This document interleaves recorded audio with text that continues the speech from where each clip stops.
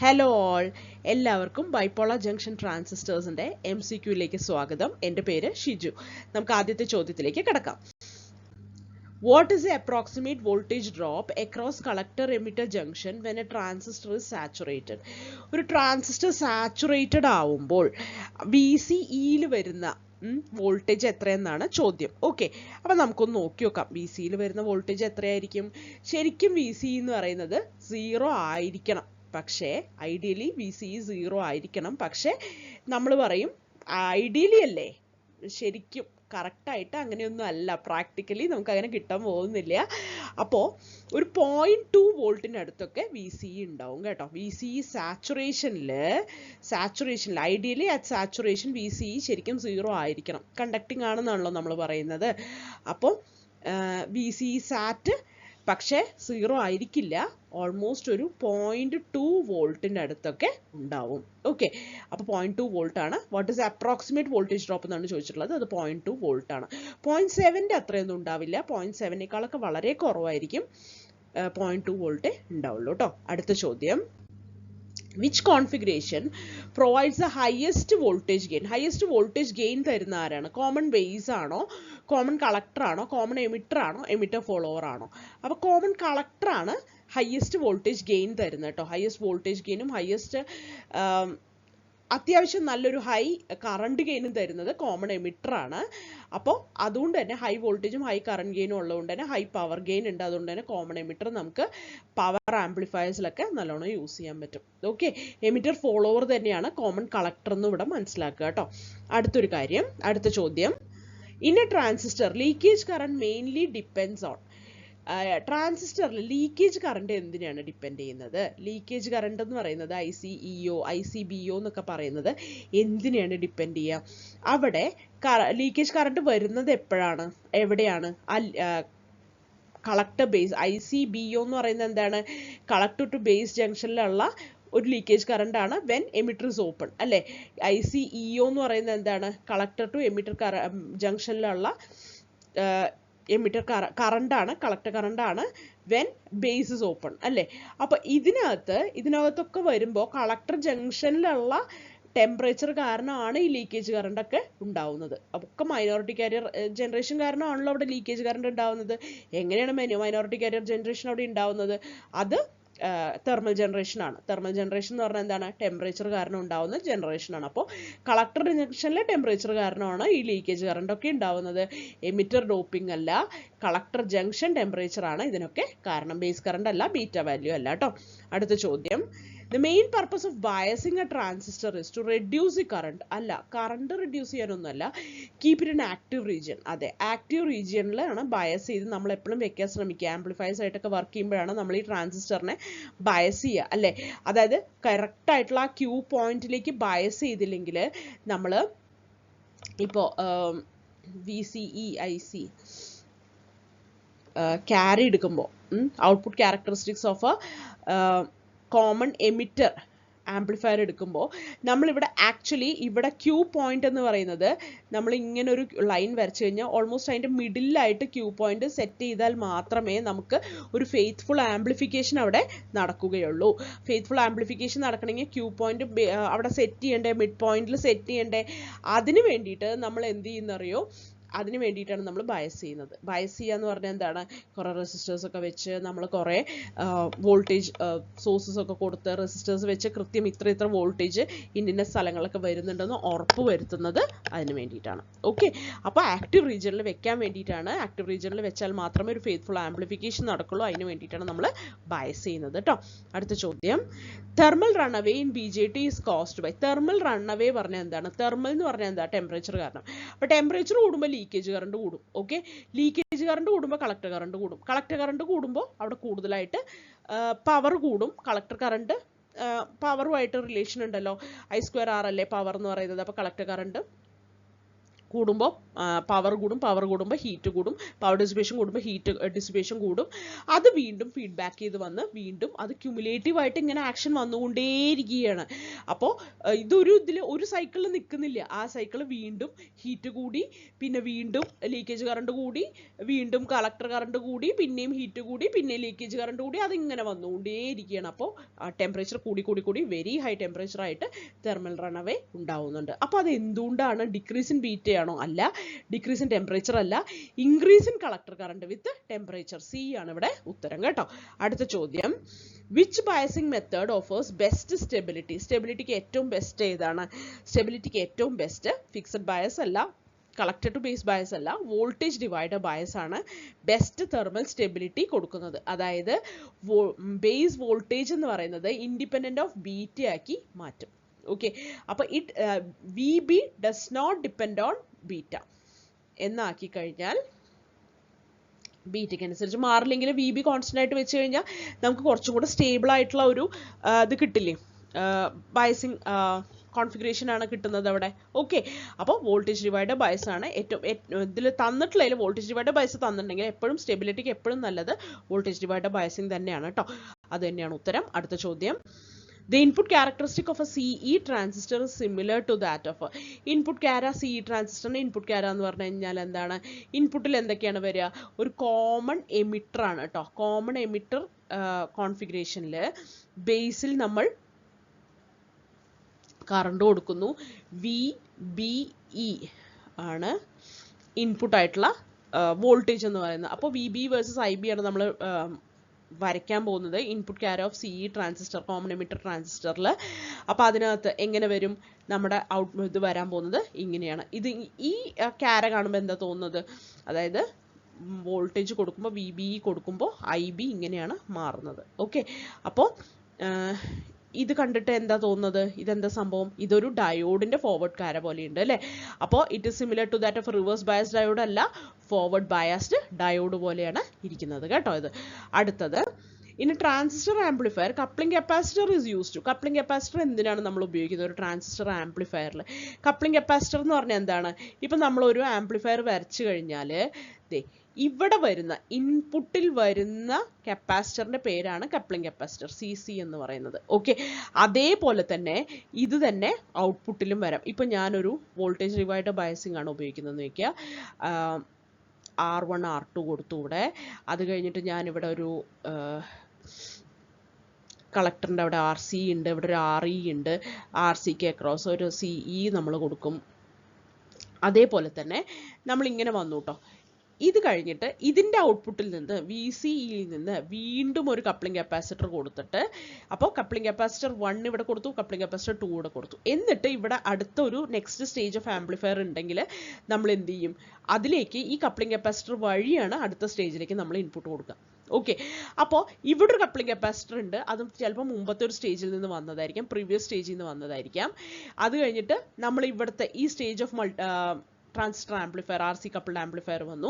ഇവിടെ വീണ്ടും അടുത്തൊരു RC കപ്പിൾഡ് ആംപ്ലിഫയർ വന്നു. അപ്പോൾ ഒരു 3 സ്റ്റേജ് മൾട്ടി സ്റ്റേജ് ആംപ്ലിഫയർ ആണെങ്കിൽ ഇവിടെ എല്ലാം ഇൻപുട്ടിലും ഔട്ട്പുട്ടിലും ആയിട്ട് നമ്മൾ ഓരോ കപ്ലിംഗ് കപ്പാസിറ്റേഴ്സ് ഉപയോഗിക്കുന്നുണ്ട്. എന്തിനാണ് ഈ കപ്ലിംഗ് കപ്പാസിറ്റർ ഉപയോഗിക്കുന്നത്? കപ്ലിംഗ് കപ്പാസിറ്റർ എന്താ ചെയ്യുക? It blocks DC and passes AC. അത് തന്നെയാണ് ഇവിടെയും ചെയ്യുന്നത്. അതായത് it prevents DC and it passes the AC current from the previous stage. Okay, അപ്പോൾ ഇറ്റ് ബ്ലോക്സ് AC ആണോ? അല്ല, കപ്പാസിറ്റർ AC ബ്ലോക്ക് ചെയ്യില്ല. It block DC and pass AC ആണോ? അതെ. It prevents DC bias shift between stages but allows AC signal to pass. Okay, അപ്പോൾ അതാണ് coupling capacitors ചെയ്യുന്നത് കേട്ടോ. അടുത്ത ചോദ്യം, a transistor is used as a switch for proper on state it should be. on സ്റ്റേറ്റിലാണെങ്കിൽ transistor ഏത് റീജിയനിലാണ് act ചെയ്യുന്നുണ്ടാവുക? കട്ട് ഓഫ് ആണോ? അല്ല, ആക്റ്റീവ് അല്ല, സാച്ചുറേഷൻ ആയിരിക്കും കേട്ടോ. കട്ട് ഓഫ് റീജിയനിൽ എന്ന് പറയുമ്പോൾ ഓഫ് സ്റ്റേജ് ആയിരിക്കും. ആക്റ്റീവ് റീജിയനിൽ അത് എന്ത് സ്റ്റേജിലായിരിക്കും? ആംപ്ലിഫയർ എടുക്കുക വർക്ക് ചെയ്യുമ്പോഴാണ് ആക്റ്റീവ് റീജിയനിൽ നമ്മൾ യൂസ് ചെയ്യാം. ഓക്കെ, ബ്രേക്ക് ഡൗൺ റീജിയനും അല്ല. ബ്രേക്ക് ഡൗൺ എന്നൊരു റീജിയൻ ഇല്ല. ശരിക്കും പറഞ്ഞാൽ റിവേഴ്സ് ആക്റ്റീവ് എന്നാണ് നമ്മളൊരു റീജിയനെ പറയാം. ഓക്കെ, അപ്പം അങ്ങനത്തെ 4 റീജിയൻസ് ഉള്ളത്. അത് ഉപയോഗിക്കാറേ ഇല്ല. കട്ട് ഓഫും സാച്ചുറേഷനും ആണ് സ്വിച്ച് ആയിട്ട് ഉപയോഗിക്കുമ്പോൾ ഉപയോഗിക്കുക. കട്ട് ഓഫ് ഓഫിനും സാച്ചുറേഷൻ ഓണിനും. ഓക്കെ, ആക്റ്റീവ് റീജിയൻ ആംപ്ലിഫയർ ആയിട്ടും. Okay, when fully on transistor saturated minimising VCE equal to 0.2 volt and it behaves like a closed switch. Saturated പറയുമ്പോൾ ഓൺ ആണ്. ഒരു ട്രാൻസിസ്റ്റർ ഓൺ ആണ് പറയുമ്പോൾ എന്താണ്, ഒരു സ്വിച്ച് പോലെ കൺസിഡർ ചെയ്യുക. അത് ഓൺ ആണ്. ഓൺ എന്ന് പറയുമ്പോൾ ക്ലോസ്ഡ് സ്വിച്ച് ആയിട്ടായിരിക്കും ആക്ട് ചെയ്യുക, ഓൺ. ഓക്കെ, ഓഫ് എന്ന് പറയുമ്പോഴോ, കട്ട് ഓഫിലാണെങ്കിൽ അത് ഓഫ് ആണ്. ഓഫ് എന്ന് പറയുമ്പോൾ അത് ഓപ്പൺ സ്വിച്ച് ആയിട്ടായിരിക്കും ആക്ട് ചെയ്യുക. ഓക്കെ, അടുത്തത് ഇനി ട്രാൻസിസ്റ്റർ ഓസിലേറ്റർ. അത് ട്രാൻസിസ്റ്റർ മെയിൻലി ട്രാൻസിസ്റ്റർ എന്താ ചെയ്യുക, ഒരു ട്രാൻസിസ്റ്റർ ഓസിലേറ്ററിനകത്ത് ട്രാൻസിസ്റ്റർ എന്താ ചെയ്യുക നോക്കാം. Transistor it acts as A switch ആയിട്ടല്ല ആക്ട് ചെയ്യുന്നത്, അതൊരു ആംപ്ലിഫയർ ആയിട്ട് തന്നെയാണ്. ട്രാൻസിസ്റ്റർ ഇവിടെ ഉണ്ടാവും, ട്രാൻസിസ്റ്റർ ആംപ്ലിഫയർ ഇവിടെ ഉണ്ടാവും. എന്നിട്ടുണ്ടല്ലോ ഇവിടെ നമ്മുടെ ഫീഡ്ബാക്ക് സർക്യൂട്ട് ഉണ്ടാവും. ഫീഡ്ബാക്ക് സർക്യൂട്ട് വെച്ചിട്ടാണ് നമ്മുടെ ആ ഒരു ഫ്രീക്വൻസി സെലക്റ്റീവ് നെറ്റ്വർക്ക് ആണ് അത്. ഓക്കെ, ആ ഫീഡ്ബാക്ക് സർക്യൂട്ട് എന്ന് പറയുന്നത്. എന്നിട്ട് നമ്മൾ ഇവിടെ മൊത്തത്തിൽ ഈ സർക്യൂട്ടിൽ മൊത്തത്തിൽ ഒരു പോസിറ്റീവ് ഫീഡ്ബാക്ക് ആണ് ഇവിടെ ഉണ്ടാവുക, ഒരു ഓസിലേറ്റർ എന്ന് പറഞ്ഞു കഴിഞ്ഞാൽ. ഓക്കെ, ഒരു പോസിറ്റീവ് ഫീഡ്ബാക്ക് ആണ് ഉണ്ടാവുക. അപ്പോൾ ഈ ട്രാൻസിസ്റ്റർ ഒരു 180 ഡിഗ്രി ഫീഡ്ബാക്ക് കൊടുക്കുന്നുണ്ട്, ഒരു 180 ഡിഗ്രി ഫേസ് ഷിഫ്റ്റ് കൊടുക്കുന്നുണ്ടെങ്കിൽ ഫീഡ്ബാക്ക് നെറ്റ്വർക്കും ഒരു 180 ഡിഗ്രി ഫേസ് ഷിഫ്റ്റ് കൊടുക്കണം. ഓക്കെ, അപ്പോൾ ട്രാൻസിസ്റ്റർ എന്താ ചെയ്യാന്ന് വെച്ച് കഴിഞ്ഞാൽ ഈ ഫീഡ്ബാക്കിൽ ഒരു ടാങ്ക് സർക്യൂട്ട് ആയിരിക്കും ഉണ്ടാവുക, അല്ലേ? ഒരു ഫ്രീക്വൻസി സെലക്റ്റീവ് നെറ്റ്വർക്ക് എന്ന് പറഞ്ഞാൽ കപ്പാസിറ്ററോ ഇൻഡക്ടറോ അല്ലെങ്കിൽ കപ്പാസിറ്ററും ഇൻഡക്ടറും കൂടിയ ഒരു സംഭവമോ ഉണ്ടായിരിക്കണം. ഓക്കെ, അപ്പം നമ്മൾ സാധാരണയായിട്ട് ഉപയോഗിക്കുക എന്താ, RC ഫീഡ്ബാക്ക് അല്ലെങ്കിൽ LC ഫീഡ്ബാക്ക് നെറ്റ്വർക്കാണ് ഉപയോഗിക്കുക. അല്ലെങ്കിൽ ക്രിസ്റ്റലിലൊക്കെ ആണെങ്കിൽ, ക്രിസ്റ്റൽ ഓസിലേറ്റേഴ്സിലൊക്കെ ആണെങ്കിൽ ഒരു പീസോ ഇലക്ട്രിക് ക്രിസ്റ്റലാണ് ഉപയോഗിക്കുക, അവിടെയും LC നെറ്റ്വർക്കാണ് അത്. ഓക്കെ, അപ്പോൾ അതിനകത്ത് RC നെറ്റ്വർക്ക് അല്ലെങ്കിൽ LC നെറ്റ്വർക്ക് എന്നൊക്കെ പറയുന്നത് ഒരു ടാങ്ക് സർക്യൂട്ടാണ്. ആ ടാങ്ക് സർക്യൂട്ട് ലേക്ക് കൊടുക്കുമ്പോൾ ശരിക്കും പറഞ്ഞാൽ അത് വല്ല ആംപ്ലിഫിക്കേഷൻ തരുന്നുണ്ടോ? ഇല്ല. ആക്ച്വലി അത് ലോസസ് ആണ് ഉണ്ടാക്കുന്നത്. അത് സിഗ്നലിനെ അറ്റുനേറ്റ് ചെയ്യാണ് ചെയ്യുക. ആ അറ്റുനേറ്റ് ചെയ്യുന്നതിനെ ആംപ്ലിഫൈ ചെയ്യാനാണ് ഈ ട്രാൻസിസ്റ്റർ ആംപ്ലിഫയർ സ്റ്റേജ് നമ്മളിവിടെ കൊണ്ടുവയ്ക്കുന്നത്. ഓക്കെ, ട്രാൻസിസ്റ്റർ ആസ് ആംപ്ലിഫയർ ഇവിടെ കൊണ്ടുവയ്ക്കുന്നത്. ഓക്കെ, അപ്പോൾ it provides energy to compensate losses in the tank circuit. അതാണ് ശരിക്കായിട്ടുള്ള ഉത്തരം. ഇറ്റ് സ്റ്റോഴ്സ് എനർജി അല്ല, ഇറ്റ് കൺട്രോൾസ് ഫ്രീക്വൻസി അല്ല. ഫ്രീക്വൻസി ഒക്കെ കൺട്രോൾ ചെയ്യുന്ന ഫീഡ്ബാക്ക് നെറ്റ്വർക്കാണ്, ഫ്രീക്വൻസി സെലക്റ്റീവ് നെറ്റ്വർക്കാണ് കേട്ടോ. Transistor replenishes the energy lost in the LC or RC feedback network allowing continuous oscillation. Okay, അടുത്തത് The Colpitts oscillator provides feedback through. Colpitts oscillator എന്ന് പറഞ്ഞാൽ എന്താണ്, 2 കപ്പാസിറ്റർ ഉണ്ടാവും, ഒരു ഇൻഡക്ടർ ഉണ്ടാവും. കപ്പാസിറ്ററിൻ്റെ ഇടയിൽ നിന്നാണ് നമ്മൾ ഫീഡ്ബാക്ക് എടുക്കുക, അല്ലേ? അപ്പോൾ ടാപ്ഡ് കോയിലിൽ കൂടെയാണോ? അല്ല, കപ്പാസിറ്റീവ് വോൾട്ടേജ് ഡിവൈഡറിലൂടെയാണ് Colpitts oscillator feedback കൊടുക്കുക. Okay, feedback is derived from the voltage divider formed by C1 and C2 in the tank circuit. Okay, അടുത്ത ചോദ്യം, Hartley oscillator provides feedback through. Hartley oscillator എവിടെ നിന്നാണ് feedback വരിക? ആ tapped കോയിലിൽ നിന്നാണ്, അല്ലെങ്കിൽ ഇൻഡക്റ്റീവ് വോൾട്ടേജ് ഡിവൈഡറിൽ നിന്നാണ് ഹാർട്ട്ലി ഓസിലേറ്റർ ഫീഡ്ബാക്ക് തരിക കേട്ടോ. അപ്പോൾ 2 ഇൻഡക്ടേഴ്സ്, L1 L2 എന്ന് പറഞ്ഞ ഇൻഡക്ടേഴ്സ് ഉണ്ടാവും, അതിൻ്റെ ഇടയിൽ നിന്നാണ് നമ്മൾ ഫീഡ്ബാക്ക് കൊടുക്കുക കേട്ടോ. കപ്പാസിറ്റി ഡിവൈഡർ അല്ല, കപ്പാസിറ്റി ഡിവൈഡർ കോൾപിറ്റ്സ് ആണ്. RC നെറ്റ്വർക്ക് അല്ല. RC നെറ്റ്വർക്ക് ആയിട്ട് കൊടുക്കുന്നത് ആരൊക്കെയാണ്? വെയിൻ ബ്രിഡ്ജും പിന്നെ നമ്മുടെ RC ഫേസ് ഷിഫ്റ്റ് ഓസിലേറ്ററും കേട്ടോ. കപ്പാസിറ്റീവ് നമുക്കറിയാം കോൾപിറ്റ്സ് ആണെന്ന്. ഓക്കെ, അടുത്തത് feedback in Hartley is taken from 2 sections of the inductor coil or tapped coil. അടുത്ത ചോദ്യം, which oscillator is most suitable for audio frequency sine waves? Audio frequency sine waves നെ ഏറ്റവും നല്ലത് ഏതൊക്കെയാണെന്ന് അറിയോ? ശരിക്കും പറഞ്ഞു കഴിഞ്ഞാൽ RC oscillators ആണ് ഏറ്റവും നല്ലത്. ഓക്കെ, ഓഡിയോ ഫ്രീക്വൻസിക്ക്. അപ്പോൾ RC ഓസിലേറ്റേഴ്സ് ഏതൊക്കെയാണെന്ന് നമ്മൾ പഠിച്ചിട്ടുള്ളത്? നമ്മൾ മെയിനായിട്ട് പഠിക്കുന്നത് വെയിൻ ബ്രിഡ്ജും RC ഫേസ് ഷിഫ്റ്റും ആണ്. പക്ഷേ ഇതിൽ തന്നെ RC ഫേസ് ഷിഫ്റ്റ് അത്ര സ്റ്റേബിൾ ആയിട്ടുള്ള ഫ്രീക്വൻസി അല്ല തരിക. അപ്പോൾ എപ്പോഴും നമ്മൾ ചൂസ് ചെയ്യുക വെയിൻ ബ്രിഡ്ജ് ആണ് കേട്ടോ. അപ്പോൾ നല്ലൊരു ക്യാരക്ടറിസ്റ്റിക്സ്, നല്ല ഫ്രീക്വൻസി ക്യാരക്ടറിസ്റ്റിക്സ് കിട്ടാൻ വേണ്ടിയിട്ട് വെയിൻ ബ്രിഡ്ജ് ആണ് എപ്പോഴും നല്ലത്. ഓക്കെ, അപ്പോൾ കോൾപിറ്റ്സ്, ഹാർട്ട്ലി, ക്ലാപ്പ് എന്നൊക്കെ പറയുന്നത് LC ഓസിലേറ്റേഴ്സ് ആണ്. LC ഓസിലേറ്റേഴ്സ് നമ്മൾ എവിടെയാണ് ഉപയോഗിക്കുക അറിയോ? RF ഫ്രീക്വൻസി റേഞ്ചിലാണ്, റേഡിയോ ഫ്രീക്വൻസി റേഞ്ചിലാണ് അത് ഉപയോഗിക്കുക. അപ്പോൾ LC ഓസിലേറ്റേഴ്സ് ആണ്. LC എന്ന് പറഞ്ഞു കഴിഞ്ഞാൽ എന്താണ്? അതിൽ ഇൻഡക്ടറും കപ്പാസിറ്ററുമാണ് ഉപയോഗിക്കുന്നത്. കോൾപിറ്റ്സ്, ഹാർട്ട്ലി, ക്ലാപ്പ് ഒക്കെ ആ വിഭാഗത്തിൽ പെടുന്നതാണ്. ഓക്കെ, അപ്പോൾ audio frequency sine wave generate ചെയ്യുന്ന ഓസിലേറ്റർ ആരാണ്? അത് വെയിൻ ബ്രിഡ്ജ് ആണ്. C ആണ് ഉത്തരം. Okay, Wien bridge oscillators are ideal for generating low distortion audio frequency sine waves 20 Hz to 20 kHz. Okay, അടുത്ത ചോദ്യം, Which oscillator is best for radio frequency generation? Radio frequency generation ഏറ്റവും നല്ലത് ഏതാണ്? Vein bridge അല്ല, നമ്മളിപ്പോൾ കണ്ടു. RC phase shift അല്ല, Colpitts ആണ് കേട്ടോ. RC ബ്രിഡ്ജും അല്ല.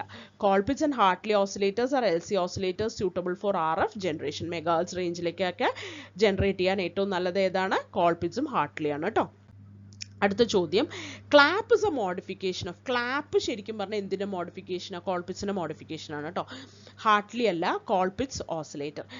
Clap oscillator is a modified Colpitts oscillator with an additional capacitor in series with the inductor for improved frequency stability. അപ്പോൾ ഇൻഡക്ടറിൻ്റെ കൂടെ ഒരു കപ്പാസിറ്റർ കൂടെ സീരീസ് ആയിട്ട് വെച്ചിട്ട് നമ്മൾ എന്ത് ചെയ്യും? ക്ലാപ്പിൽ ഒന്ന് മോഡിഫൈ ചെയ്തെടുക്കും. കോൾപിറ്റ്സിനെ മോഡിഫൈ ചെയ്തെടുക്കുന്നതാണ് ക്ലാപ്പ് ഓസിലേറ്റർ എന്ന് പറയുന്നത് കേട്ടോ.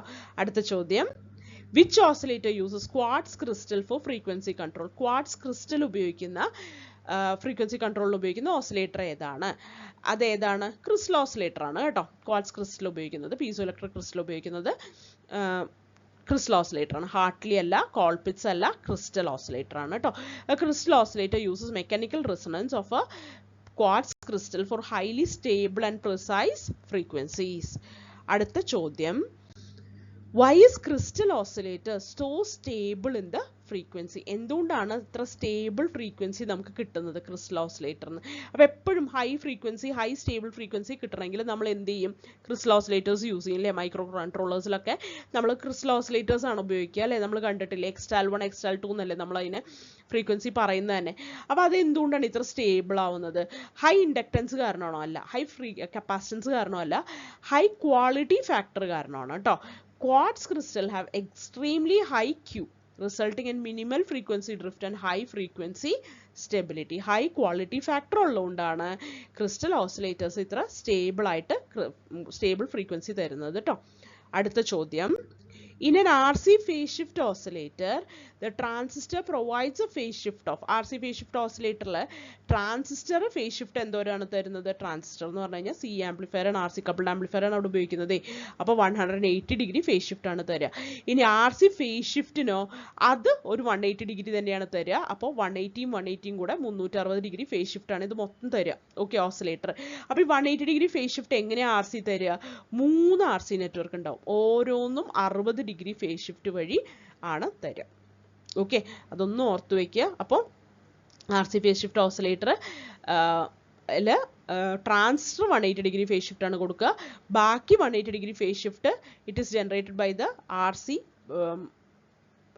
frequency selective network in the feedback, in which each RC provides a 60 degree phase shift. Okay, അപ്പോൾ RC phase shift, transistor provides a phase shift of 180 degrees, but transistor inverts a phase by 180, completing 360 degree phase shift required. Okay, അടുത്തത്, feedback network in a crystal oscillator acts like. feedback network crystal oscillator feedback എങ്ങനെയാണ്? അത് LC tank ആണോ? LC tank എന്ന് പറയുമ്പോൾ നമുക്ക് തോന്നും ആ ശരിയാണല്ലോ, L ഉം C ഒക്കെ ഉണ്ടല്ലോ അവിടെ എന്ന് തോന്നും. ഒന്നും കൂടെ ഒന്ന് വായിച്ചു നോക്കാം, വേറെ എന്തെങ്കിലും നല്ല ഓപ്ഷൻ ഉണ്ടോ എന്ന്. RC നെറ്റ്വർക്ക് എന്തായാലും അല്ല, പീസോ ഇലക്ട്രിക് റെസനന്റ് സർക്യൂട്ട്. അതെ, ഇതാണ് ഏറ്റവും കൃത്യമായിട്ടുള്ള ഉത്തരം. ഓക്കെ, അപ്പോൾ quartz crystal acts as resonant LC circuit due to its piezoelectric properties. Piezoelectric ആയിട്ടുള്ള റെസനന്റ് ആയിട്ടുള്ള LC സർക്യൂട്ട് ആണ് അവിടെ ശരിക്കും ഉപയോഗിക്കുന്നത് കേട്ടോ. അപ്പോൾ ക്രിസ്റ്റൽ ഓസിലേറ്ററിനകത്ത്. അടുത്ത ചോദ്യം, which oscillator has a highest frequency stability? നമ്മളിപ്പോൾ കണ്ട പോലെ തന്നെ അത് ക്രിസ്റ്റൽ ഓസിലേറ്റേഴ്സിനാണ് ഹയസ്റ്റ് ഫ്രീക്വൻസി സ്റ്റെബിലിറ്റി ഉള്ളത്. കാരണം എന്തുകൊണ്ടാണ്? അവിടെ പീസോ ഇലക്ട്രിക് ക്രിസ്റ്റൽ ആണ്, ഹൈ ക്വാളിറ്റി ഫാക്ടർ ആണ്. അടുത്ത ചോദ്യം, for a CE transistor the typical input and output impedances are. അപ്പോൾ CE ട്രാൻസിസ്റ്റർ ആണെന്ന് വിചാരിക്കുക, കോമൺ എമിറ്റർ ട്രാൻസിസ്റ്റർ ആണെങ്കിൽ ഇൻപുട്ട് ഇംപിഡൻസും ഔട്ട്പുട്ട് ഇംപിഡൻസും ഒക്കെ എങ്ങനെയാണ് വരിക? ഇൻപുട്ട് ഇംപിഡൻസ് എന്ന് പറഞ്ഞു കഴിഞ്ഞാൽ ലോ ഇൻപുട്ട് ഇംപിഡൻസ് ആയിരിക്കും കോമൺ എമിറ്റർ ട്രാൻസിസ്റ്ററിനുള്ളത് കേട്ടോ. അതേപോലെ തന്നെ ഔട്ട്പുട്ട് ഇംപിഡൻസ് പറയുമ്പോൾ കുറച്ചും കൂടെ ഹൈ ആയിട്ടുള്ള ഔട്ട്പുട്ട് ഇംപിഡൻസും ആയിരിക്കും. ഓക്കെ, അപ്പോൾ ഇവിടെ B ആണ് ഉത്തരം, low input impedance and high output impedance. ഇതെങ്ങനെയാണ് ഓർത്ത് വെക്കേണ്ടതെന്ന് ഞാൻ പറഞ്ഞുതരാം. CB CE CC പറഞ്ഞ 3 കോൺഫിഗറേഷൻസ് ഉണ്ടല്ലോ, common base, common emitter, common collector. Common കളക്ടറാണ് നമ്മൾ മിക്കപ്പോഴും ഇംപിഡൻസ് മാച്ചിങ്ങിന് ഉപയോഗിക്കുക. ഇംപിഡൻസ് മാച്ചിങ്ങിന് ഉപയോഗിക്കുന്ന സർക്യൂട്ട്സിൽ ഹൈ ഇൻപുട്ട് ഇംപിഡൻസ് ആയിരിക്കണം. ഓക്കെ, അതെല്ലായിടത്തും പഠിക്കുമ്പോഴും നമ്മൾ പഠിക്കും ഹൈ ഇൻപുട്ട് ഇംപിഡൻസ് ആയിരിക്കണം. അതേപോലെ തന്നെ നമ്മുടെ ഓപ്പാമ്പിൻ്റെയൊക്കെ ക്യാര പഠിക്കുമ്പോൾ ഡിസേർബിൾ ക്യാരയിൽ ഹൈ ഇൻപുട്ട് ഇംപിഡൻസ് ആയിരിക്കണം. ഇൻഫിനിറ്റ് ഇൻപുട്ട് ഇംപിഡൻസ് എന്നൊക്കെയാണ് നമ്മൾ പഠിക്കുക ഓപ്പാമ്പിന് കേട്ടോ. അതേപോലെ ഇമ്പിഡൻസ് മാച്ചിങ് ഏറ്റവും ബെസ്റ്റ് ആവാൻ വേണ്ടിയിട്ട് കോമൺ കളക്ടറിന് ഹൈ ഇൻപുട്ട് ഇമ്പിഡൻസ് ആയിരിക്കണം, അതുകൊണ്ട് തന്നെ ലോ ഔട്ട്പുട്ട് ഇമ്പിഡൻസും ആയിരിക്കണം. ഓക്കെ, ഇത് ക്ലിയർ അല്ലേ? ഇത് ഓർത്ത് വെച്ചാൽ മാത്രം മതി. ഇവിടെ ഹൈയും ഇത് ലോ ആണെങ്കിൽ ഇവിടെ ലോവും ഇത് ഹൈയും ആയിരിക്കും. എന്ന് വെച്ചാൽ ലോ ഇൻപുട്ട് ഇമ്പിഡൻസ് ആയിരിക്കും കോമൺ ബേസിന്, ഹൈ ഔട്ട്പുട്ട് ഇമ്പിഡൻസ് ആയിരിക്കും, ഇമ്പിഡൻസിനാണ് സെഡ് എന്ന് പറയുന്നത് കേട്ടോ, ഇമ്പിഡൻസ് ആയിരിക്കും, ഹൈ ഇൻപുട്ട് ഇമ്പിഡൻസ് ആയിരിക്കും കോമൺ ബേസിന്. ഇത്രയും കിട്ടിയല്ലോ. ഇനി ഇവിടെ നോക്കാം. ഇവിടെ നോക്കുമ്പോൾ കോമൺ എമിറ്റർ എന്ന് പറയുന്നത് സത്യമായിട്ടും ഇതിൻ്റെ രണ്ടിൻ്റെ ഇടയിലുള്ള വാല്യൂസ് ആയിരിക്കും കോമൺ എമിറ്ററിന് ഉണ്ടാവുക. പക്ഷേ നമ്മൾ പറയുമ്പോൾ ഇവിടെ എന്തായിരിക്കും എന്നറിയോ, ഒരു കിലോ ഓം റേഞ്ചിലായിരിക്കും ഇതിൻ്റെ ഇൻപുട്ട് ഇമ്പിഡൻസ് പറയുന്നത്. ഓക്കെ, കിലോ ഓം റേഞ്ചിലായിരിക്കും കോമൺ എമിറ്ററിൻ്റെ ഇൻപുട്ട് ഇമ്പിഡൻസ് എന്ന് പറയുന്നത്. ഔട്ട്പുട്ട് ഇമ്പിഡൻസ് എന്ന് പറയുന്നത് കോമൺ എമിറ്ററിൻ്റെ എല്ലാ കാര്യങ്ങളും ഒന്ന് കൃത്യമായിട്ട് പഠിച്ചു വെക്കണേ. ഒരു 10 കിലോ ഓം റേഞ്ചിൽ, 10 to 100 കിലോ ഓം റേഞ്ചിലായിരിക്കും ഔട്ട്പുട്ട് ഇമ്പിഡൻസ് ഉള്ളത്. അപ്പോൾ ഇത് ലോവും ഇത് ഹൈ ആണെന്ന് പറയാലോ. ഓക്കെ, അപ്പോൾ ലോ ഇൻപുട്ട് ഇമ്പിഡൻസും ഹൈ ഔട്ട്പുട്ട് ഇമ്പിഡൻസും ആണ് എന്തിനുള്ളത്, കോമൺ എമിറ്ററിനുള്ളത് എന്ന് പഠിച്ചു വെക്കുക കേട്ടോ. അപ്പോൾ കോമൺ എമിറ്റർ ട്രാൻസിസ്റ്ററിൻ്റെ ഒരുവിധ എല്ലാ കാര്യങ്ങളും പഠിച്ചിരിക്കുന്നത് നല്ലതാണ്. കാരണം ഏറ്റവും കൂടുതൽ നമ്മൾ ഉപയോഗിക്കുന്നത്, നമ്മൾ പഠിക്കുന്നത് കോമൺ എമിറ്റർ ട്രാൻസിസ്റ്ററിൻ്റെ കോൺഫിഗറേഷൻസ് ആണ് കേട്ടോ.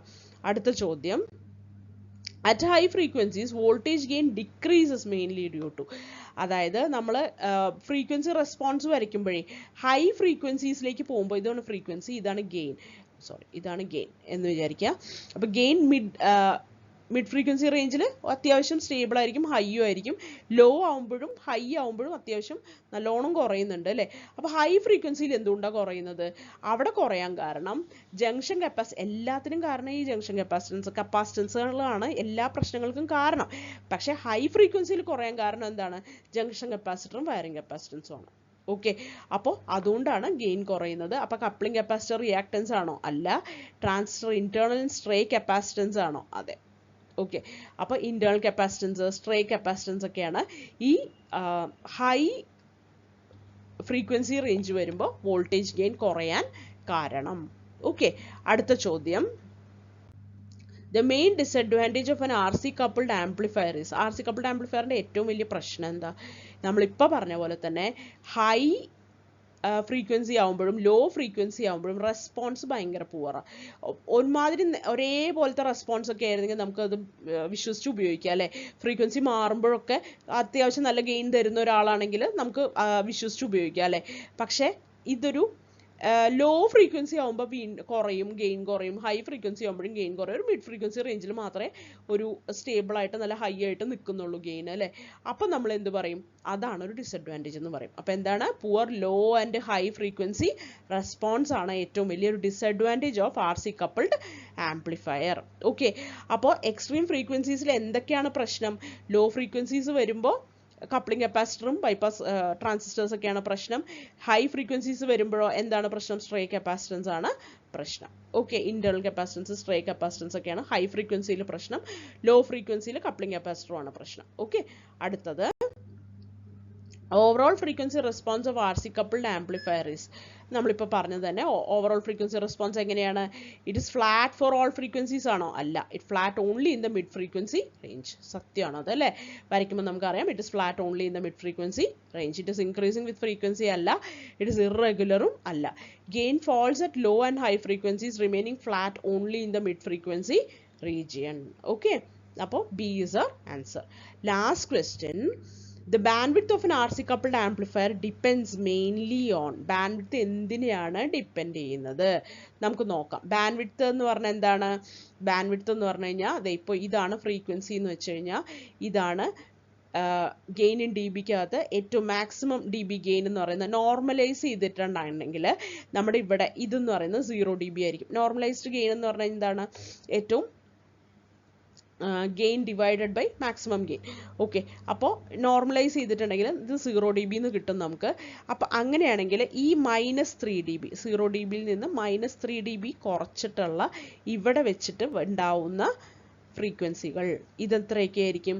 അപ്പർ കട്ട് ഓഫും ലോവർ കട്ട് ഓഫ് ആയിരിക്കും. ഇത് ലോവർ കട്ട് ഓഫ് ഫ്രീക്വൻസി ആയിരിക്കും, ഇത് അപ്പർ കട്ട് ഓഫ് ഫ്രീക്വൻസി ആയിരിക്കും. അപ്പോൾ upper cut of minus lower cut of ആണ് എന്തെന്ന് പറയുന്നത്? ബാൻഡ്വിഡ്ത്ത് എന്ന് പറയുന്നത്. ഇത്രയും കാര്യങ്ങൾ നമുക്കറിയാലോ. അപ്പോൾ ബാൻഡ്വിഡ്ത്ത് എന്തിനാണ് ഡിപ്പെൻഡ് ചെയ്യുന്നത്? ഈ FL ഉം FA ഉം വരുന്നത് എന്തിനാണ് ഡിപ്പെൻഡ് ചെയ്യുന്നത്? ഇവിടെ എവിടെ വെച്ച് താഴേക്ക് പോകുന്നു എന്നുള്ളതിനാണ് ഡിപ്പെൻഡ് ചെയ്യുന്നത് അല്ലേ. അതാരാണ് തീരുമാനിക്കുന്നത്? അത് ആ കപ്പാസിറ്റേഴ്സ് ആണ് തീരുമാനിക്കുന്നത് അല്ലേ. ആരാണ് ഇവിടെ low gain at low frequencies and high frequencies തീരുമാനിക്കുന്നത്? കപ്പാസിറ്റേഴ്സ് ആണ് അല്ലേ. അപ്പോൾ ട്രാൻസിസ്റ്റർ ബീറ്റയാണോ? അല്ല. കപ്ലിംഗ് ആൻഡ് ബൈപ്പാസ് കപ്പാസിറ്റേഴ്സ് ആണ് ഇവിടെ കൃത്യമായിട്ടുള്ള ഉത്തരം. കളക്ടർ റെസിസ്റ്റൻസ് ഓൺലി അല്ല, പവർ സപ്ലൈ വോൾട്ടേജും അല്ല. They determine, coupling and bypass capacitors determine the lower and upper cut off frequencies defining the bandwidth. Okay, അപ്പോൾ ഇത്രയും പറഞ്ഞ കാര്യങ്ങളൊക്കെ എല്ലാവർക്കും മനസ്സിലായെന്ന് വിശ്വസിക്കുന്നു. അപ്പോൾ താങ്ക് യു.